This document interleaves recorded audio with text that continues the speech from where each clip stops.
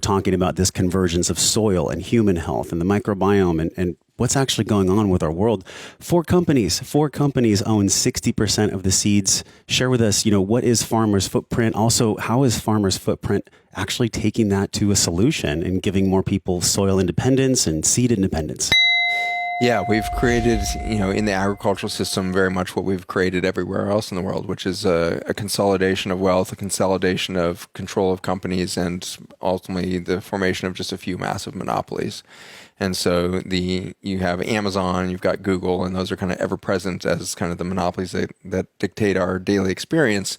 But behind the scenes, of very few companies, you're talking about 6 to 10 companies, like you mentioned, are really creating the whole paradigm of Western medicine and Western agriculture. And those are the same companies. And so the same chemical companies kind of step up and create this incredible codependence of declining human biology on small molecule chemicals that are, are synthetic, non-naturally occurring compounds.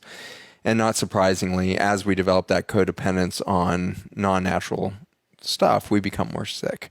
And that's why every drug commercial you've ever seen is followed at the end with a very fast, list of the 32 conditions this thing might cause, or including death. And so the reason why all those side effects and ultimately increase in mortality are so common for all the pharmaceutical drugs is because they're taking us further away from our natural state. They're disrupting millions and millions of different pathways within our body to try to band-aid up one particular condition. But it turns out that cancer never attacks a healthy human body. A virus never attacks a human body. Illness, disorder, and disease is the manifestation of a weakening immune system, health, and vitality, ultimately the biophotonics of the body. And if you can't put biophotonic energy in the form of food into your body and can't be transformed into electrical energy by the relationship between the bacteria and the mitochondria inside your cells, your batteries go low. And so as the charge comes out of your physiology, your repair rate declines. And as you repair slower, the rate of injury exceeds that, you age faster and you develop disorder and disease. If you can put tons of biophotonic energy into that system and the bacteria explode in biodiversity out of demand for all these micronutrients that are being consumed, and they turn that into electrical energy, your batteries go on and all of the energy state is flowing. Now you have this healing potential that shoots up, and even with the same injury rate, you're now healing, not declining. And so that's the whole game we play in our clinics, and it's the whole game we're now playing with farmers around the country. If you're inundated with weeds and pests, it's because your rate of repair within that plant system has dissolved. The biophotonic energy within your soils has been depleted. And if we regenerate that biophotonic energy within the soils, now we're talking about a relationship between sun and soil and a plant between them. If we charge that whole system with resilience and energy, we're going to get to this point of extraordinary, explosive delivery of health and vitality. And that's, of course, what happens when you go into regenerative organic. You can see this soil becomes so vibrant that the plants that grow in it are so resistant to any problems. And the weeds that have been terrorizing for 2 generations are gone within a single season because you create a biodiverse biophotonic energy within that soil system. And so when we talk about organic versus regen organic, what we're really talking about, what is the vitality of life between sun and soil, and how can you integrate carbon at all of those levels, carbon cycling in particular, to speed up the vitality of life within that system. If you do that, not only do you solve for human health crisis, you solve for planetary health crisis. The rapid climate collapse that we're currently in doesn't have anything to do with CO2 in the atmosphere. It has to do with the failure of the respiratory cycle of the planet. Our soils are dying, and therefore CO2 is accumulating. We've been thinking that it's a greenhouse gas phenomenon, when in fact those greenhouse gases clear every year. Every summer, our greenhouse gases disappear from the atmosphere. We pull CO2 and methane down to baseline levels, and then it explodes again in the wintertime. But as long as we've got vibrant soils in the northern hemisphere, we don't have a greenhouse phenomenon happening the same way that we do in the winter months. And so it's through the death of the topsoil that we're losing the ability to continue that cycle of biophotonic energy, carbon cycling between the soil, the sun, and the plant between.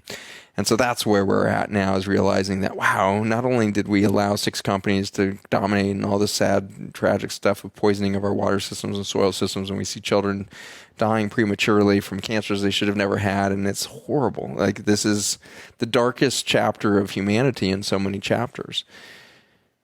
But you look at World War II, you look at World War I, you look at, so many crises that have happened on this planet before.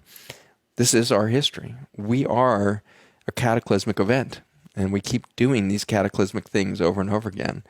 And these cataclysmic events tend to be in these narcissistic moments when we think that we're there to dominate an ecosystem, or we're there to dominate another people group, and we're there to create a new empire and extract more wealth for a few. Every time we do that, we collapse systems that are invisible to us. And so in our monopoly building of the chemical industry at large, we've created modern medicine and modern agriculture, but unknowingly we eroded the foundation for life below it. The whole secret sauce of Farmer's Footprint is going to be to tell the narrative of healing at every level. And we cannot extract the human health story from the planetary story anymore. It's so intermixed. You literally cannot create human health if we don't solve for these agricultural systemic issues. In the same way, we can't solve the agricultural problems unless we come to understand the value of human life and start to reallocate valuation of food, for example, correctly. If children's health is important, then why does school food look like school food? If children are important, then why does their school look like it does? Why does it look like a jail so much of the time? Why do we sequester them away from nature 8 hours a day instead of putting them in nature 8 hours a day? And so I really believe it's a failure to understand the value of life that's leading to the human behaviors that are driving the agricultural decisions we're making. If children are really valuable souls in exquisitely miraculous bodies, why would anybody give them a Coke?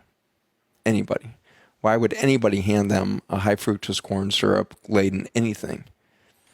Why would anybody put them into an environment where they can't connect to the fresh air? Why would anybody sequester them away and mold ancient old HVAC systems and then traffic them diseased meat that's dying at the time of harvest?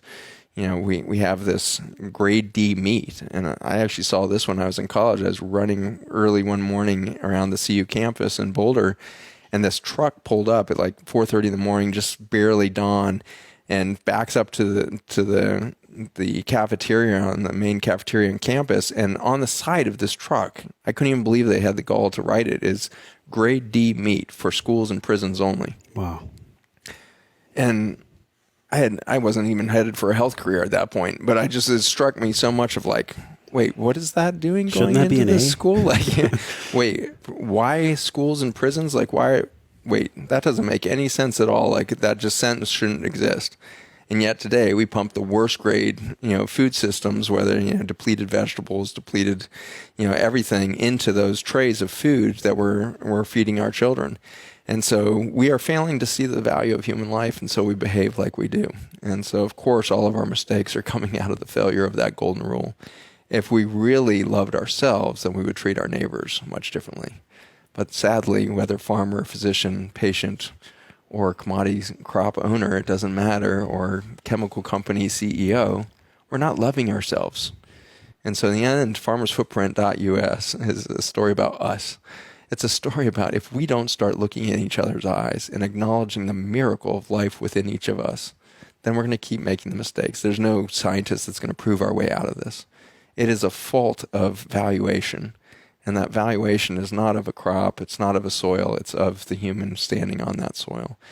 We have been a blight on this planet. We behave as a cancer on this planet because of our lack of care for ourselves and those around us, ultimately of our children themselves.